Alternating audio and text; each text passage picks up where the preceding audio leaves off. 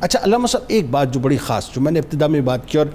ویسے تو ظاہر ہے آپ کی شخصیت کا ہر پہلو انتہائی منور ہے، لیکن میں سمجھتا ہوں کہ آج کے دور کے اندر یہ جو شرم و حیا والا پہلو ہے یہ بڑا ریلیونٹ ہے، اور میں تو بار بار ایک بات عرض کروں گا کہ اسے تو ہمارے مضامین میں شامل ہونا چاہیے۔ آج نوجوان لڑکے لڑکیوں کو حضرت عثمان بن عفان رضی اللہ تعالیٰ عنہ کی شرم و حیا کو باقاعدہ پڑھایا جانا چاہیے ایک سبجیکٹ کے طور پہ، کیا فرمائیں گے؟ جی بسم اللہ الرحمن الرحیم۔ قول النبی علیہ السلام الحیاء لا یاتی الا الخیر، حیا ایسی چیز ہے جو سوائے بھلائی کے کچھ بھی نہیں لاتی۔ اللہ اکبر۔ پھر فرمایا الحیاء من الایمان، کہ حیا ایمان میں سے ہے، اور تیسری حدیث پاک میں آتا ہے کہ حیا جو ہے ایمان کے شعبوں میں سے ایک شعبہ ہے۔ اب آپ دیکھیے کہ اگر حیا جاتی رہتی ہے تو ایمان جاتا رہتا ہے، دونوں کا چولی دامن کا ساتھ ہے اور دونوں ایک دوسرے سے مربوط اور منسلک ہیں۔ سرکار علیہ السلام کی حدیث کا یہ بھی مفہوم ملتا ہے نا کہ جس میں حیا نہیں وہ جو چاہے کرے۔ ہاں وہ آتے ہیں، بلکہ میں یہ حدیث پاک پڑھوں گا۔ آپ نے پوچھا صحابہ کہ آپ جانتے ہیں کہ نبوت کا سب سے پہلا کون سا کلام تھا جو مخلوق خدا تک پہنچا؟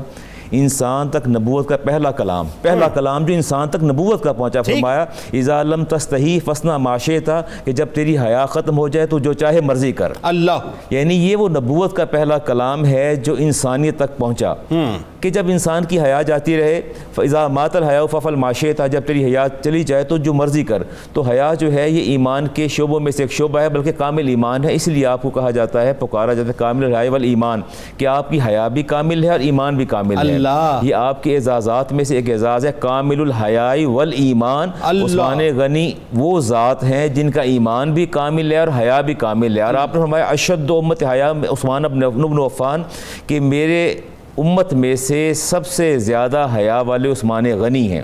یعنی آپ نے بالکل جب گریڈنگ فرمایا حیا میں اگر دیکھیں تو ٹاپ آف دا لسٹ آپ کو عثمان غنی نظر آئیں گے، اور جب آپ ان کے واقعات کو دیکھیں تو ہر بات، ہر پہلو، ہر ایکٹ، ہر جیسچر بیونڈ دا وزڈم چلا جاتا ہے کہ بندہ سوچ نہیں سکتا۔ آپ فرماتے ہیں کہ میں نے انی اغسل فی البیت المسلم، کہ میں نے گھر میں بھی غسل کیا ہے تو بند کمرے کے اندر، اور غسل بھی میں نے بے لباس ہو کے نہیں کیا۔ اللہ، فرمایا پوچھا کہ آپ ایسا کیوں؟ کہ فرمایا مجھے اللہ سے حیا آتی ہے، مجھے اللہ سے حیا آتی ہے۔ اب دیکھیں، اب یہ کوئی ایسی قدغن تو نہیں ہے، غسل تو انسان بے لباس ہو کے کرتا ہے نا، لیکن فرماتے تھے میں تہبند نہیں اتارتا تھا کہ مجھے اللہ سے حیا آتی ہے۔ یعنی اس درجے تک اللہ نے آپ کو حیا عطا فرما رکھی، خلوتیں تک اس حد تک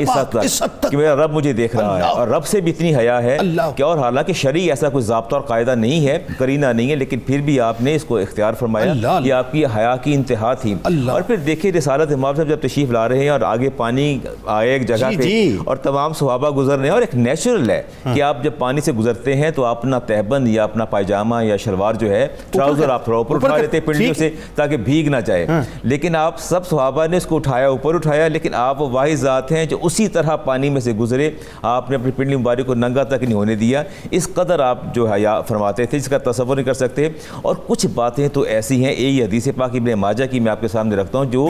بالکل میں جب اس کو پڑھتا یا پڑھاتا ہوں تو میرے تصور میں بات آتی نہیں۔ دیکھیں آپ فرماتے ہیں کہ میں نے جس ہاتھ سے رسالت امام علیہ السلام کی بیعت کی، ٹھیک ہے، فرماتے ہیں لا مسست ذکری بیمینی منذ بایعت بہا رسول اللہ صاحب، میں نے اس ہاتھ سے کبھی اپنی شرمگاہ کو نہیں چھوا۔ اب آپ دیکھیے کہ انسان کے شب و روز، how is it possible، کیسے ممکن ہے کہ انسان